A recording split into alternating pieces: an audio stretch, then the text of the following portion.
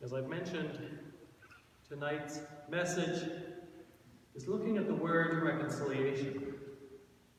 The story is told of a very poor orphan who wanted nothing more in the world than to belong to a family. And finally, his opportunity came. He was 8 years old, and the family wanted to adopt him. Instructions were set forward, and papers were signed, and just 6 days after his 8th birthday, he left for his brand new home. He took with him his hope and his possessions, the old, worn, and torn clothes that he had been wearing, and a single soft toy. His new parents were excited to have him with them, and he wanted them to feel like one of the family. So a special celebration dinner was held. He was given his own room, and he was introduced to the other kids on the street. His new parents took those old clothes and they threw them away, and they bought new clothes. They bought him a bike and more toys, and pretty soon he began to feel just like all the kids in the neighborhood, loved and part of the family. But one thing, however, was curious. The young boy's old shoes, the ones with the big holes in them, they weren't tossed out with the rest of the clothes. In fact, his new father placed them on the mantelpiece. And it wasn't long before the newly adopted son found out why. You see, every time that the boy did something wrong, his father would go and get those shoes and say, "Look at all we've done for you. We took you in when you had nothing, but look at how you've behaved." The power of hurt, in particular holding on to hurt, and the power that hurt has over us, if we let it, can be a very strong influence in our individual lives. Psychologists say that holding on to hurt, even if we do it unwittingly, holding on to a grudge, can help define us. It works itself into our minds, and it provides us with a sense of identity. We may hear ourselves saying, "You know, my mother never really loved me like she did my brother or my sister." Or even though I'm 65 now, I can't believe that in high school my ex-girlfriend went out on a date with my best friend just days after we broke up. I'll never forgive her. How many times have we had something happen in our lives that has hurt us, and instead of dealing with it, of confronting it, facing how we felt about it, we place that hurt up on the mantelpiece so that we come back to it and we can look at it and examine it all over again, time and time again. It's such a common human experience. Even though it hurts, with our grudge intact, we know who we are, a person who is wronged. As much as we don't like it, there also exists a kind of strength in this identity. In our own thinking about ourselves, we have something that defines us, our anger and victimhood, which gives us a sense of solidness and purpose. We have definition and a grievance that carries weight. In a Psychology Today article about holding on to grudges, Reverend Nancy Collier writes, "To let go of our grudge, we have to be willing to let go of our identity as the wronged one. And whatever strength, solidity, or possible sympathy and understanding we receive through the wronged identity, we have to be willing to drop the I who was mistreated and step into a new version of ourselves, one we don't know yet, that allows the present moment to determine who we are, not the past injustice. We have to be willing to let go of whatever strength or possible sympathy or understanding that we get whenever we tell our story of being wronged." In the story told earlier, the boy's adoptive father always wanted to be able to remind him of the wonderful, magnanimous thing that he did for the child. He brought him out of poverty, and set him up for a new life.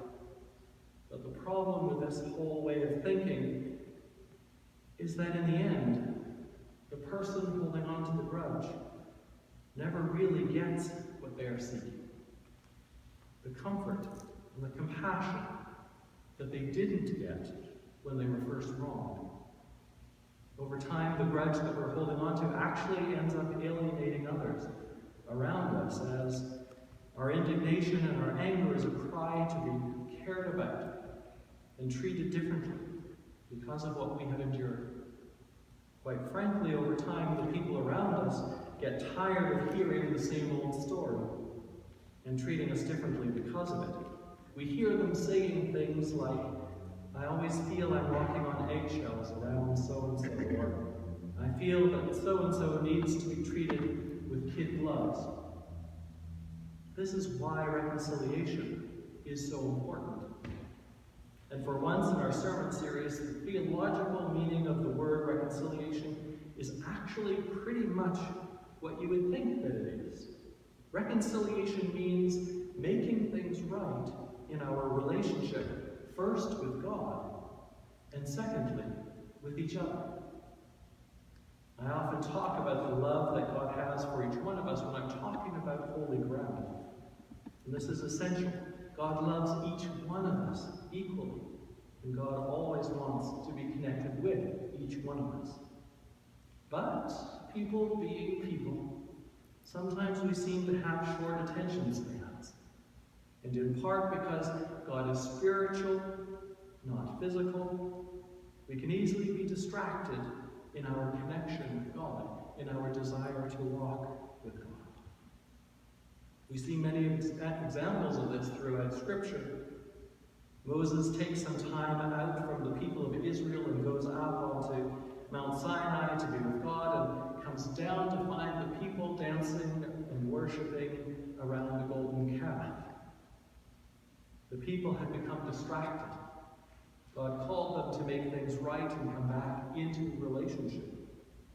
In another instance, Isaiah reminded the people that the temple of God was to be the house of prayer for all people, because the people had started to restrict who could access God.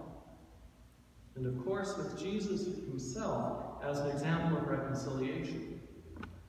Jesus' death and crucifixion was the sign of a new covenant, of a new agreement between God and us, an agreement that wasn't written in the law or the rules and the regulations that had to be followed, but that was written upon each one of our hearts, between God and all people.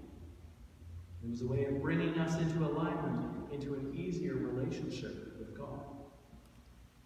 In addition to our relationship with God, because God loves each one of us, we are connected with each other. And as people of faith, we are called to ensure that we make things right with each other. That's what Jesus is talking about in the readings in Matthew. If you have a problem with someone, go talk to them. Take someone along with you if you weren't able to resolve things, and bring it before the whole group if they still won't listen. Jesus gives a simple model to help us resolve our differences and to create reconciliation between us. Because this is such an important aspect of Christian love. Dealing with issues on a healthy basis sets us apart from the rest of the world. Dealing with issues, with disagreements, with hurt, on a healthy basis will set us apart from the rest of the world. That's why we have our prayer of reconciliation in the worship service each and every week. It's a means of helping us, each one of us, pause for a brief moment and to identify things that we have done that have separated us from God and each other. And remember, that's the definition of sin. That's it. Those things that we have done that start to create a wedge and separate us from God and each other. Sometimes it's those little nasty thoughts that we have that cause us to be just a little less kind or caring. I often find, for me, It's while I'm driving the car.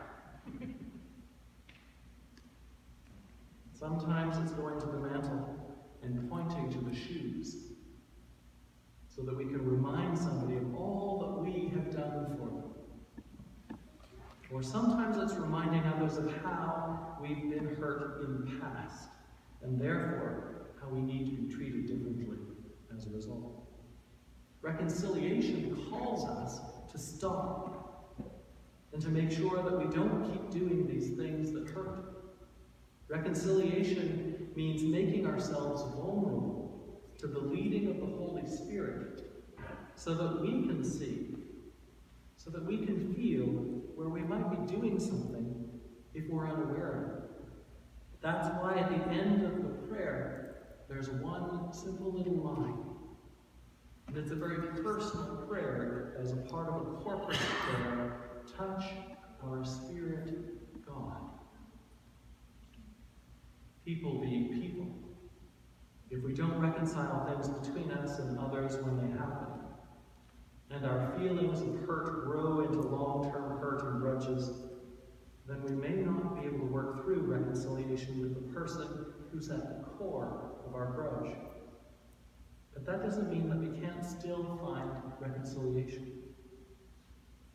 The reason for this is that the path to letting go of hurt or a grudge is learning how to love ourselves, not the other person, but learning to love ourselves. This is really the only way that we can help the grudge to dissolve. Sometimes we need the help of someone else, a trusted friend or a counselor, who can help us to bring a loving presence to our own wounded self. To let go of the grudge, we need to move the focus off the one who wronged us, off of the story of our suffering, and into the felt experience of what we actually lived. What did we feel at that time? And then when we move our attention inside into our heart, our pain shifts from being a something that happened to us to a sensation that we know and we feel intimately. Instead of something happening to us, to an experience, to being the victim, it's us, and we can feel it. Not reliving the pain, not reliving the trauma and tearing it open, but feeling the feelings. And by doing that, by knowing it, we can provide the love that we need to heal it. Because the reality is that each one of us, we're the only ones who can bring about that soothing love and compassion that each one of us needs to feel. That our hurt, that our grudges desires. This is how we bring about reconciliation for ourselves. Or in other words, how we make things right within our own relationship with ourselves. Reconciliation, making things right in our relationship. First with God, and secondly with each other, including ourselves. Let's make sure that our mantelpieces only have things that inspire and that help to lift each other up.